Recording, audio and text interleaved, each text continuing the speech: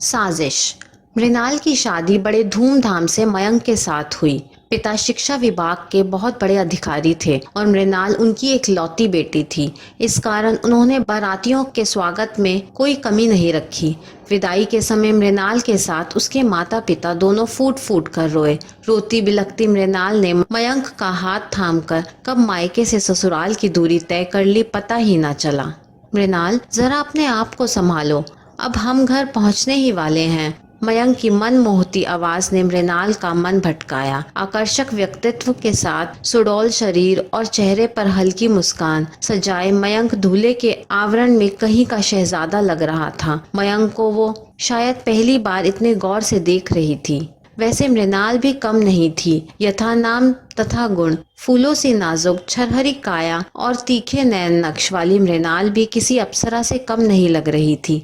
आंखों में मयंक के साथ नए संसार को बसाने का सपना लिए मृणाल ने अपने ससुराल में अपना पहला कदम रखा। ससुराल में सास और ननंद ही थे। ससुर का देहांत हो चुका था। ससुराल संपन्न था, किसी बात की कोई कमी नहीं थी। मयंक बहुत ही ख्याल रखने वाले पति साबित हुए। मयंक मृणाल की हर छोटी बड़ी जरूरतों का ख्याल रखता था। सास और ननंद निधि का व्यवहार भी अच्छा था। कुल मिलाकर मृणाल अपने ससुराल में खुश थी। कुछ दिन तो अच्छे से बीते, पर धीरे धीरे जाने क्या बात हुई कि सास और ननंद का व्यवहार उसके प्रति रूखा होता चला गया। मृणाल के हर कामों में गलतियां ढूंढी जाने लगी। उसे मयंक के सामने नीचा दिखाया जाने लगा। मृणाल, आज मेरे कुछ दोस्त अपनी पत्नी को लेकर शाम के खाने पर आने वाले हैं। तुम सारा इंतजाम देख लो। कुछ चाहिए तो मुझे बता दो, मैं मंगवा दूंगा। कितने लोग होंगे? कुल 4 लोग होंगे।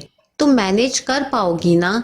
जी मयंक, आप फिक्र ना करें, सब हो जाएगा। मम्मी जी और निधि भी तो हैं। और हाँ, वो लोग पहली बार घर पर आ रहे हैं तो तुम्हें सबसे खूबसूरत दिखना है। आखिर उन्हें भी तो पता चले मिसेस मयंक भी कुछ कम नहीं। मयंक ने प्यार जताते हुए कहा। आप भी ना, मृणाल ने शर्माते हुए कहा। मयंक के ऑफिस जाने के बाद मृणाल ने पूरे घर की सफाई की। वैसे मृणाल को इन सब कामों की आदत नहीं थी। मायके में तो नौकर चाकर ही इन सब कामों को अंजाम देते थे, पर मृणाल के माता पिता ने उसे सब कार्यों में निपुण बनाया था और सीख दी थी कि कोई काम छोटा या बड़ा नहीं होता। हमें सब सीख कर रखना चाहिए, जाने कब जरूरत पड़ जाए। निधि, आज मयंक के कुछ दोस्त आने वाले हैं। माँ जी तो सत्संग में गई हुई हैं। तुम जरा रसोई घर में मेरा हाथ बटा दो। निधि ने बुरा सा मुंह बनाते हुए कहा। भाभी, मुझे तो नोट्स बनाने हैं, मैं मदद नहीं कर पाऊंगी। मृणाल ने अकेले ही सारा खाना तैयार किया। खाना तैयार करते करते काफी देर हो चुकी थी। तैयार भी होना था। मयंक के आने का समय हो रहा था। दाल में तड़का लगाना रह गया था। तभी मृणाल की नजर फोन पर हंसी ठिठोली करती निधि पर पड़ी। निधि, फ्री हो तो दाल में तड़का लगा दो प्लीज, मुझे तैयार भी होना है। तुम्हारे भैया के आने का समय हो रहा है। निधि मुंह बनाते हुए बोली। भाभी, मैंने कहा था ना। तभी नीचे मयंक की गाड़ी की हॉर्न बजती है। निधि झट से भाव बदलकर बोलती है। हाँ हाँ भाभी, जाओ, मैं कर लूंगी। मृणाल को समझ नहीं आया कि इतनी जल्दी निधि ने रंग कैसे बदल लिए। खैर, सोचने समझने का समय नहीं था। मृणाल तैयार होने चली गई। निधि को रसोई घर में काम करता देख मयंक ने मृणाल के बारे में पूछा। भाभी तो सुबह से खुद को संवारने में ही लगी हैं और घर का सारा काम हमें करना पड़ रहा है। निधि ने हमेशा की तरह चुगली करनी चाहिए। मयंक ने कमरे में आकर मृणाल से तो कुछ नहीं कहा, पर मृणाल उसके उखड़े हुए रवैये को भाप गई थी।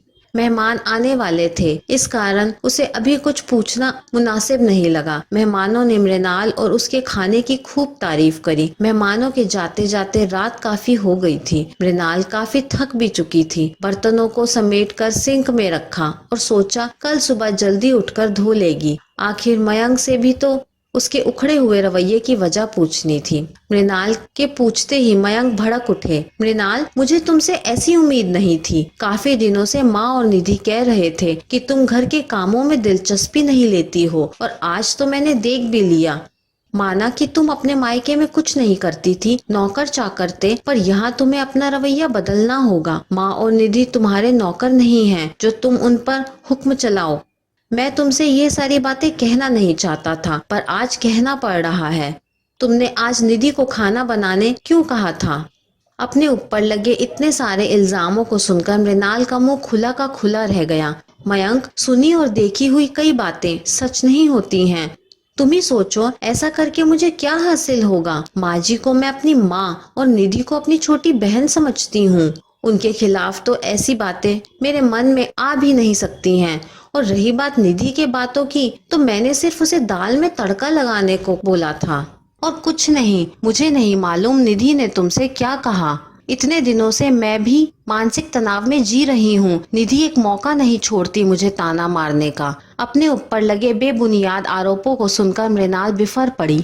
अभी भी मैं अपना काम छोड़कर सिर्फ ये जानने आई हूँ कि आखिर बात क्या है। मृणाल अब रोने लगी थी। अब मयंक को अपने कड़वे शब्दों का एहसास होने लगा। शायद वो मृणाल के साथ सख्त हो गया था। उसे मृणाल की बातें सुननी चाहिए थी। यूं एक तरफा बातें सुनकर मृणाल के बारे में गलत राय बना ली। मयंक ने मृणाल से अपने कड़वे शब्दों के लिए माफी मांगी और कहा, कल वो सभी को साथ बिठाकर समस्या जानने की कोशिश करेगी। सुबह शोर सुनकर मृणाल की आंख खुली। बाहर सासू माँ चिल्ला रही थी, हमें तो नौकर बनाकर रखा है, हमारी तो किस्मत ही फूट गई जो ऐसी बहू मिली।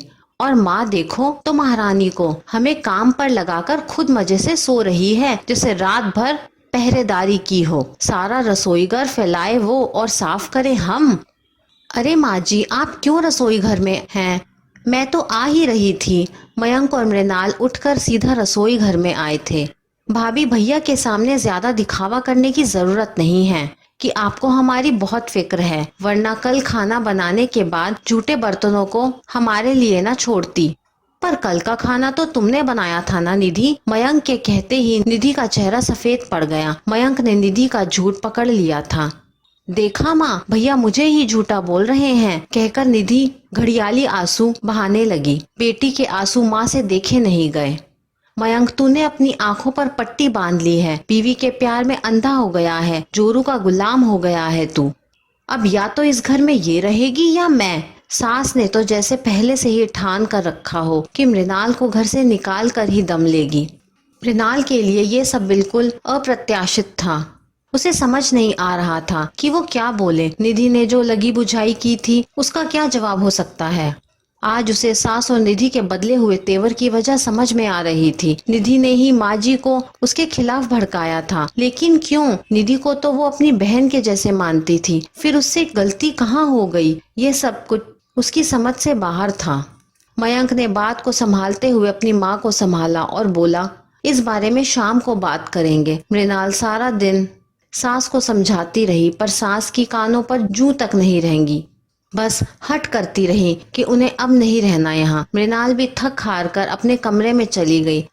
अरे यार, क्या बताऊं, तेरा नुक्सा तो काम आ गया। माँ तो अब भाभी को निकाल कर ही दम लेगी। अरे हाँ हाँ, तरकीब तो तुम्हारी थी, पर एक्टिंग तो मैंने की थी। माँ को अपनी बातों में ऐसा उलझाया कि वो तो भाभी के खिलाफ हो गई है। भाई मानना पड़ेगा तुम्हें, समय तो लगा पर काम हो गया मेरा। और क्या, माँ है मेरी, मेरी ही झूठी सच्ची बातें सुनेगी, बहू की क्यों? आखिर मैं बेटी हूँ उनकी। निधि अपनी सहेली के साथ फोन पर बातें कर रही थी और इधर उसकी माँ को काटो तो खून नहीं। इतनी बड़ी साजिश उसकी अपनी बेटी ने रची। वो खामखा मृणाल को आज तक कोसती आई थी। ये संस्कार दिए हैं मैंने तुझे। निधि के हाथों से फोन छीनकर एक थप्पड़ जड़ दिया उसकी माँ ने। मैं असुरक्षित हो गई थी माँ। मुझे लगा मेरी सहेली मीना की तरह मेरी भाभी भी मेरी शादी किसी अच्छे घर में नहीं होने देगी। इस कारण मैं बहक गई थी। मुझे माफ कर दो माँ। निधि ने सकपकाते हुए अपनी गलती मान ली। माफी मुझसे नहीं, हम दोनों को मृणाल से मांगनी चाहिए। उस भोली सी मासूम बच्ची को मैंने तेरे बहकावे में आकर जाने क्या क्या कह दिया। शोरगुल सुन मृणाल भी भागती हुई आई और निधि को रोता देख घबरा गई। क्या हुआ माँ जी, निधि क्यों रो रही है? अब से मैं निधि को कुछ भी नहीं कहूंगी। बहू, मुझे माफ कर दो। बेटी के प्यार के आगे मुझे सही गलत की पहचान नहीं रही। तुझे मैंने बहुत बुरा भला कहा। मैं माफी के भी काबिल नहीं। क्या तू मुझे माफ कर पाएगी? माँ जी, ये क्या, बड़े बच्चों से माफी मांगते अच्छे नहीं लगते। मुझे आपसे कोई शिकायत नहीं है और निधि तो बच्ची है, उसे अभी सही और गलत की क्या परख। मेरे मन में आप लोगों के खिलाफ कोई मैल नहीं है।